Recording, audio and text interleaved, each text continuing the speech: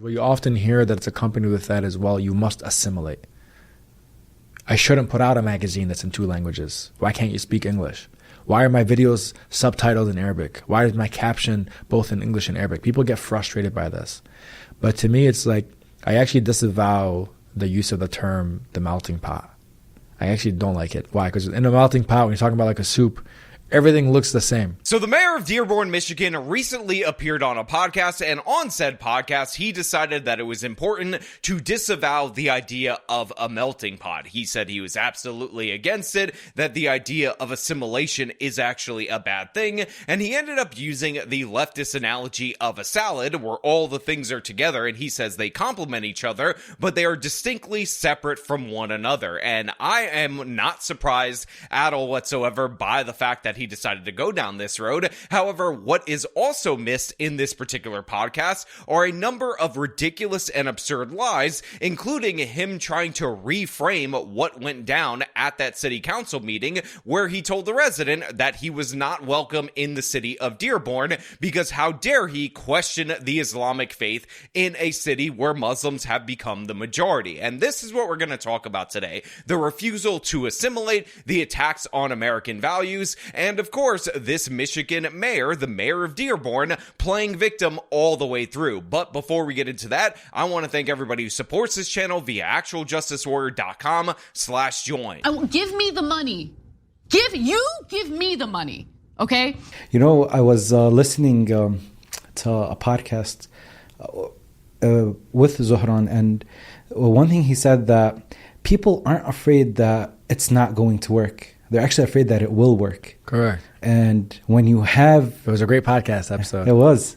And when you listen to that and be like, wait, that actually makes a lot of sense. So right off the top, we're operating on a false premise throughout the course of this podcast. The premise being laid out by this podcast host, who is the host of the Not From Here podcast, which I guess is fitting, although I do believe the mayor of Dearborn was actually born in Dearborn, Michigan, but whatever, we'll set that aside, because I guess they're trying to make a play on the idea that they're not from here, the guests on this particular show and the host. And the premise that is laid out is this idea that when we talk about diversity and the problems of diversity, we're not actually afraid of the experiment not working. What we're actually afraid of, what we're actually worried about, and by we mean the evil white racists that are under every rock, is that it will work. That it will work so well that it will reshape America in all these positive ways, because as we all know, what people are truly concerned about among divided communities is that they're actually secretly, low-key, the most united communities of all. Now, of course, this is ridiculous. This is absurd. In reality, I grew up in a community that was ethnically diverse, and I do think that community 100% worked. I have friends from different ethnic and religious backgrounds. I am thankful for my upbringing, so the idea that I would be afraid or concerned that this could work in Dearborn, Michigan makes no sense at all whatsoever. In reality, what people are concerned about is that when Muslim populations tend to go towards a majority, they start enacting laws that are based on their faith, and all of a sudden you get that switch up, which is they ask for freedom and tolerance because it's according to your values when they're in the minority, and then when they're in the majority, that's when they stop tolerating you and they take away your freedom because that's according to their ideology. And by the way, that is what was indicated by this iconic clip of the mayor attacking a resident and telling him that he was not welcome there. But more on that just a little bit later. I want to get into this analogy related to diversity and the melting pot that the mayor actually rejects. He says that he disavows, because I think it is incredibly crucial to understand the mindset of these people who, by the way, we're not just talking about Muslims, but we're talking about people in the Democratic Party and how they feel about American society. I mean, the fear of different. Because what you often hear that it's accompanied with that as well, you must assimilate. I shouldn't put out a magazine that's in 2 languages. Why can't you speak English? Why are my videos subtitled in Arabic? Why is my caption both in English and Arabic? People get frustrated by this. So look, I'm going to say 2 things about this language issue, and I think one of them you guys largely are going to agree, and the other one, it's going to be about 60 to 75%, depending on if you actually listen to my entire point. So first and foremost, the thing that I think a lot of you will find a bit controversial, which is I actually don't think politicians messaging in other language is necessarily a fair criticism criticism of said politician, because in reality, certain constituents speak different languages. And when you have immigrant populations come to the United States of America, it is often true that in the United States of America, the parents will speak the language of the homeland and the kids will learn English at school and essentially work as translators or intermediaries for that previous generation. And in reality, if you're a politician at that moment in time, especially when we're talking about the campaign or announcements, you kind of have to meet your constituents where they're at. And I say this if it's Arabic, in this particular case of Dearborn, Michigan, or if it's Korean, or if it's Chinese or Spanish or whatever, because in reality, if you're a politician and you're not messaging to a significant portion of the population, what's ultimately going to end up happening is that you will lose to somebody who is. So I actually don't think that that is the fairest criticism. That being said, people should learn English in the United States of America. They should make the effort to do so. Their children should do so, because it ends up isolating them from broader society when they don't speak the common tongue, the common language, one of the very few things we share in this country together, which of course is the English language. So overall, I do think there should be a push to have English as the official language of government, to get people to learn English. I like that the citizenship test is not given in multiple languages, so you have to actually know English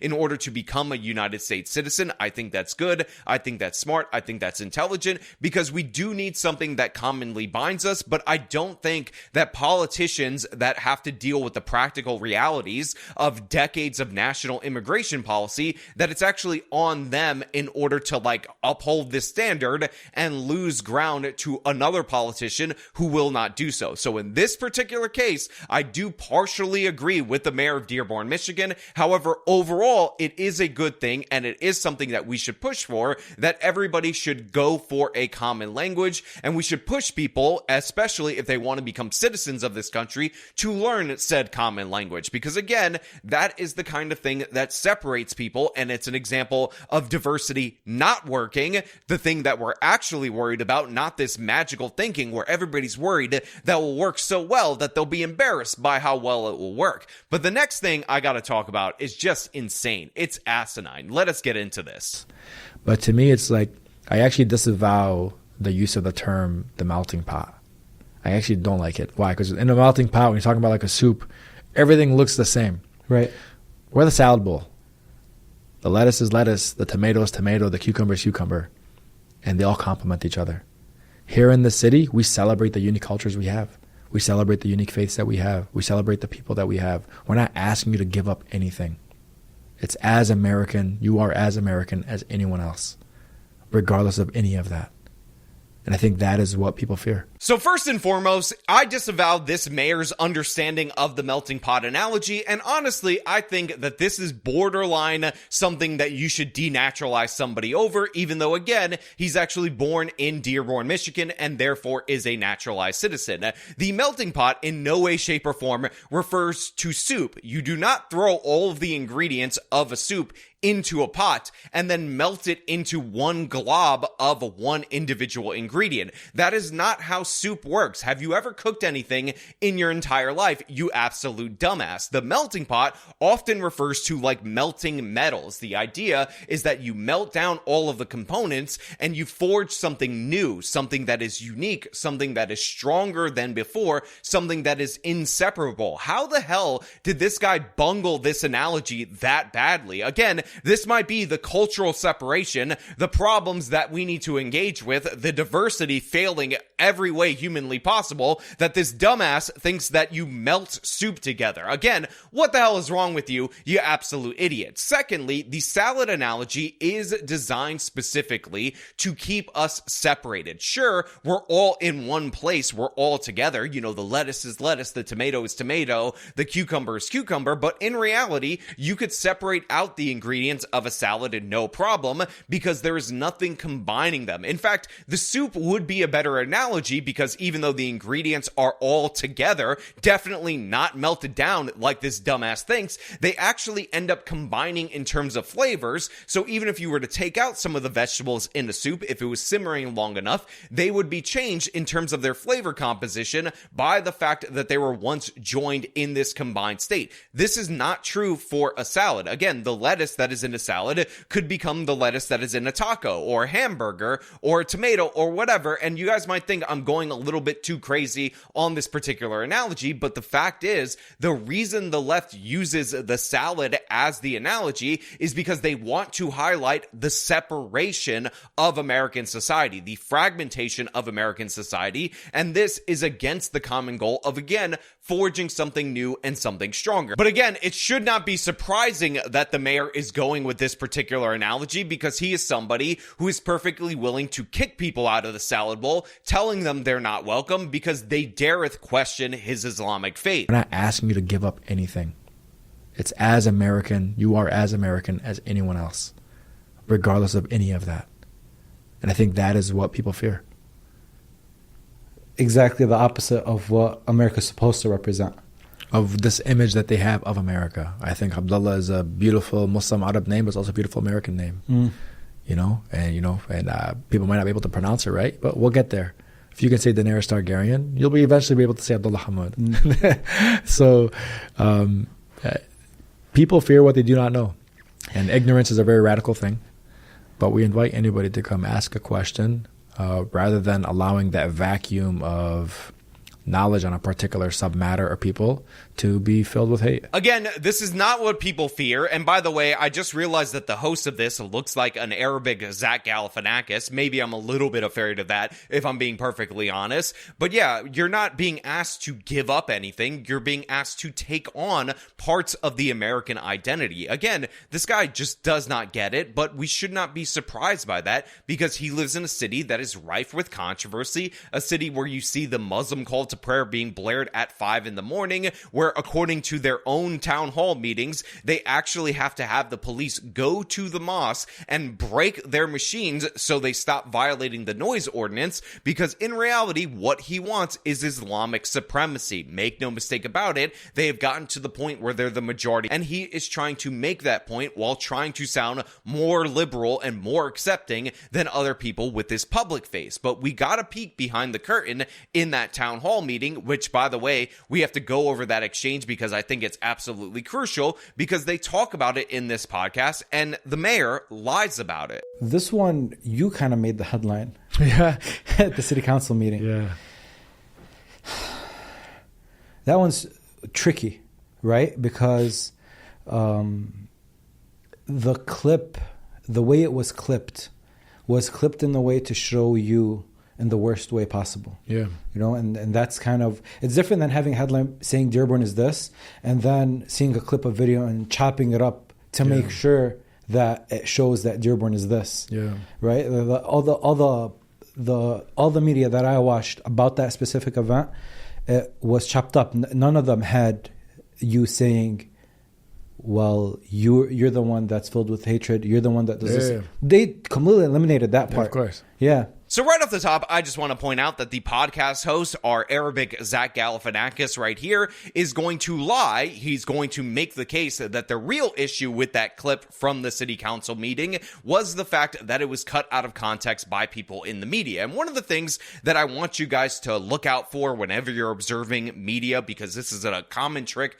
that people tend to utilize, is when they claim that something is out of context, but then do not provide you said context, you should have antennas going off in your head, because obviously something is not adding up. Obviously, that square peg is trying to be hammered into that circular hole, because if it was actually out of context, if it wasn't as bad as was portrayed by all these deceptive people in the media, then we would see the additional context right here. But the thing is, we actually showed huge portions of this particular exchange on this channel. In fact, almost in its entirety, except for some ums and ers. And the reason I wanted to show you you guys that is because in context, what the resident was complaining about was the naming of some streets after an individual who had praised Islamic violence, not just in the Middle East, but in the United States of America, and talked specifically about fighting with fists, fighting with planes, fighting with knives. Let me play that portion of the context that was just ripped away because the man was just an evil white racist,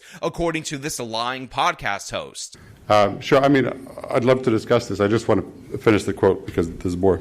Okay, I'll continue. Whether we are in Michigan and whether we are in Jenin, believe me, everyone should fight within his means. They will fight with stones, others will fight with guns, others will fight with planes, drones, and rockets, others will fight with their voices, and others will fight with their hands and say, free, free Palestine.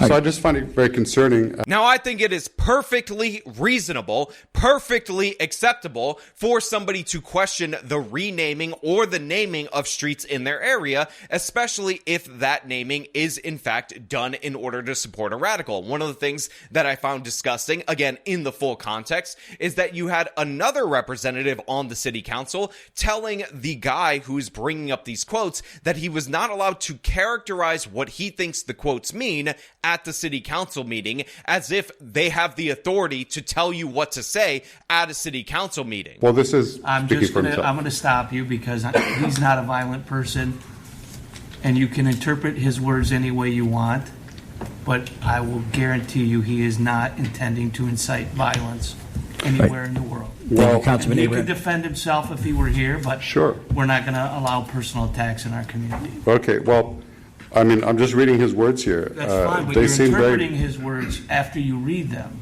He did not use the word violence, did he? Well, may I continue the rest of the quote? Well, if you say you want to read them, you can read them. If you want to interpret and give your own opinion of what he's thinking, that's a different story. Okay. So Arab Galifianakis can just shut the hell up with the idea that the full context ends up clearing this guy, because of course he went on his rant where he called this guy a bigot and said he wasn't welcome in the town, and it was based on this. Let us play the rant with the part where he labels the guy a bigot so you guys can hear that for yourself before we get back to this particular podcast. And thank you very much. Thank you, Mr. Byron. Sir, if you'd like to step forward. I think the only comment I'm going to make, is not Mayor? looking for a rebuttal, is the best suggestion I have for you is to not drive on Warren Avenue, or to close your eyes while you're doing it. His name is up there, and I spoke at a ceremony celebrating it because he's done a lot for this community.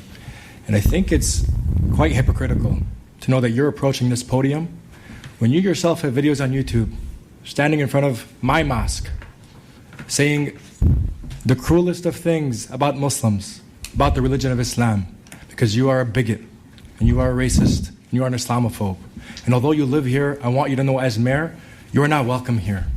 And the day you move out of the city will be the day that I launch a parade celebrating the fact that you moved out of the city, because you are not somebody who believes in coexistence. You're somebody who tries to preach it, but in fact you do everything but that. So I just want to put that on the record. Okay. Mr. Clerk, I know that you're back on the mic. One second. Sir, yes, go ahead. State your name and address for me. God bless you, Mayor. God bless you, sir. Thank you. Also say that I'm an apostate, I'm going to hell based on the videos that you dropped. So if I were you, I sit silently. So that is the context. And by the way, I will link my previous video on this in the description of this video, and I will also link the entirety of the exchange with the time code in the description as well. It will all be labeled in the center of the description box like it is each and every time under where it says sources. Again, individually labeled with the time codes. Watch it in the full context, because no, in no way, shape, or form was it taken out of context, was it misconstrued in any way, especially on this channel where I covered way more of the exchange than most people did. Here's what I'll say about it. Okay. Understanding the sensitivities around it.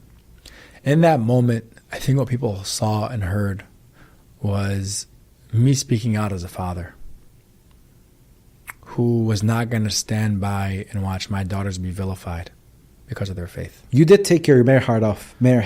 In many ways, yeah. Yeah. I mean, it's not very common for me to respond that way. And, this is an antagonist who's been doing this for years in the city of Dearborn. So this is blatantly a lie right here. You guys understand what's going on. He said, oh, I took off my hat as the mayor and put on my father hat and was defending my daughters from these vicious attacks from this individual. Again, I played you the clip in a previous video. I linked it in the description, the entirety of the exchange. Show me where the man mentions his daughters. Show me where this became an attack on his family. The guy is an absolute liar. And by the way, he never apologized for saying that a resident of Dearborn, Michigan was unwelcome in the city because he didn't like the fact that he was proselytizing in front of his mosque, that he disagreed with Islam. And now he's saying that the guy was attacking his daughter when that's not what was happening. He was going after the naming of a street or two streets based on the guy who they were naming it after being a so-called journalist that was calling for Islamic violence across the world. That absolutely has nothing to do with your daughters, you absolute liar, but we're pretending right now that in reality it was just an evil white racist that was going after his innocent Baba Angel daughters. And this isn't new to City Dearborn. I'm the kid who grew up in post 9/11 era where I had a gun pulled on me days after, saying keep walking before we decide to shoot you Muslim kids. Where we were in the Arab American Festival, people were marching through with pigs' heads on spears, saying we've dipped our bullets in pig's blood, so when we shoot you, you go to hell. And the festival was canceled because of a lawsuit that happened. Terry Jones wanted to come with 3,000 kerosene-ridden Qur'ans to Dearborn to burn them all here. In Dearborn, he wanted to burn them specifically, or throw them in the toilet. You remember those days? And we grew up in the post-Iraq war and all that, and all that, Islamophobia and bigotry that came our way. And those are all experiences I grew up with. I grew up in that era. So this mayor was born in 1990, meaning that he was around 10, 11 years old after 9/11, depending on what month he was born in. And the idea that he had a gun pulled on him at 10 or 11 and they said, keep walking, Arab, after 9/11, I find that incredibly questionable. I find that quite doubtful. I'm not saying 100% that it didn't happen. If he has documentation in order to prove it, then I will say, you know what, I guess it did. But for me, this seems a little bit disgusting that you would make the Islamic terror attack of 9/11 about the victimization of Muslims, something that is very common among these Muslim candidates. I don't know if you guys know this, but after a terrorist attack, the most impacted group is the innocent, peaceful Muslims, as Norm Macdonald said. I can't say my friend's name, but he said his biggest fear is that ISIS or some terrorist group like that will get a hold of a dirty bomb and explode it over a major city within the United States and kill tens of millions of people. Because then the blowback against innocent Muslims would be absolutely terrible. Yes, that's right. That's true. Regardless, let's hear more about how he's the true victim right here. And so it was tiring that even till this day, antagonists are still surfacing, coming to the city to provoke because they fear the idea that coexistence is working and it's successful. Where our mosques neighbor our churches. So again, he describes this guy as an antagonist. He says that this guy is just against coexistence and that he came to the city, by the way, he's a resident of Dearborn, Michigan, to provoke, to create a problem, to be the absolute terrible person. Why? Because he thinks coexistence is working and he's afraid of that. Again, this is such a stupid line, and especially from Muslim populations who do not like coexisting with other people who are not subordinate to Islam or Islamic law in general. Again, show me the peaceful Muslim society that has integration with all different groups where they have equal rights on planet Earth. I'll wait for that. I'll wait for you guys to show me where the example of that in the world, and it's just pathetic in every way. Again, while this guy is trying to excuse him saying that a resident of Dearborn is not welcome in the city because Muslims are the majority now. And what I spoke to in particular and saying, you went in front of my mosque and you made this video, you can't find that video today. Why? In the days after this guy went viral, he confessed on podcasts. His whole social media page was deleted by Facebook because it was flagged as hate speech. His? Yes. And so a lot of the content you can no longer find, which only made it even worse, right? That he can't find this info out there. But he confessed to it. Yeah, I went and I said it and I did and I stand by it. And so, for me, like that's what people heard was, this father who happens to be Muslim, who happens to be Arab, and who happens to be mayor, who is tired of people coming to vilify people in the city. So he ends up talking about the video of him in front of his mosque was actually taken down by Facebook for hate speech, which, by the way, is disgusting. And again, if he was trying to represent American values, he would be speaking up for the guy's freedom of religion and freedom of speech. But of course, he doesn't believe in that. He thinks that's evil. He probably supports the hate speech thing. It just happened to backfire on him because he says we can't see the ugliness of the video that he was so upset about. So upset that, by the way, he thinks he should be banished from the city of Dearborn, and that he'll throw a parade once he leaves the city of Dearborn because he dare speak about Islam. And again, this is just a pathetic display, and we're pretending throughout the whole course of the conversation that this has anything to do with his children, because obviously these people are just playing the victim. They're victim maxing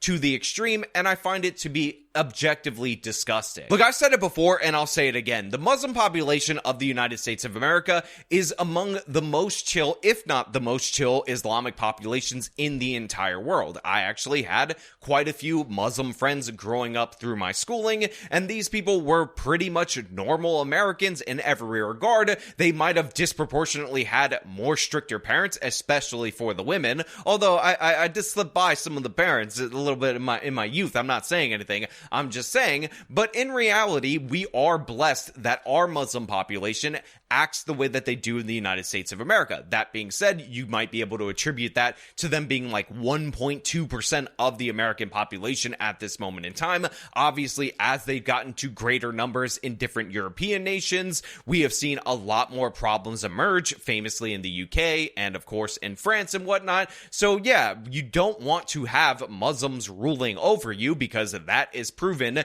time and time again to be absolutely disastrous. But as of right now, the idea of Sharia taking over the United States of America is a bit absurd. That being said, there are some practices, there are some things that are definitely red flags, especially in places like Dearborn, Michigan, where they have the majority of the population, that I do think warrants some concern, warrants a little bit of extra scrutiny. And no, it's not evil, white, and racist to say that. It is not Islamophobic. It is an acknowledgement of reality. Again, they want you to think that the fear is completely irrational, but in reality, they have values and they have a legal system built into their faith that conflicts with our legal system. That is something you have to watch out for, and pretending it away hasn't worked in Europe, and it won't work in the United States of America, although again, we are well off from them being even 5% of the population. So again, it's not among the top concerns. That being said, the mayor's a liar, he's playing the victim, and it's pathetic. Now, with all that being said, I do leave the question up to you guys out there in the audience. What do you think of this podcast interview? What do you think of him disavowing the melting pot? What do you think of him trying to rewrite yet again, him telling a Christian resident of the city that he's not welcome because he was proselytizing outside of his mosque, and that obviously conflicts with Islamic law, not American law? Again, all your thoughts down in the comments below, but as per usual, if you like the video, show them by leaving a like, subscribe for more content, follow me on my social medias, support me via the support links in the description of this video. This has been me talking about the mayor of Dearborn trying to rewrite history yet again. Till next time.